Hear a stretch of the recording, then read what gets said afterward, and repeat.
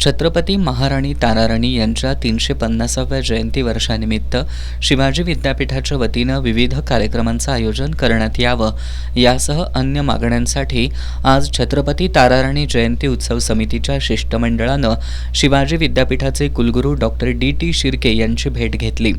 शिवाजी विद्यापीठांमध्ये ताराराणींच्या जीवनचरित्रावर राष्ट्रीय स्तरावर इतिहास परिषद घेण्यात यावी.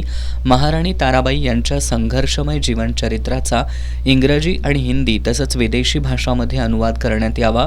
विदेशी भाषा अध्यापनात अनुवादासाठी चरित्रात्मक भाग समाविष्ट करण्यात यावा. महाराणी ताराबाई यांचा इतिहास BA आणि MA अभ्यासक्रमात समाविष्ट करावा आदी मागण्या कुलगुरू डॉक्टर शिर्के यांच्याकडे करण्यात आल्या. यावेळी कुलगुरू डॉक्टर शिर्के यांनी विद्यापीठ अखत्यारीत असलेल्या मागण्यांवर निश्चित सकारात्मक भूमिका घेऊ असं आश्वासन दिलं.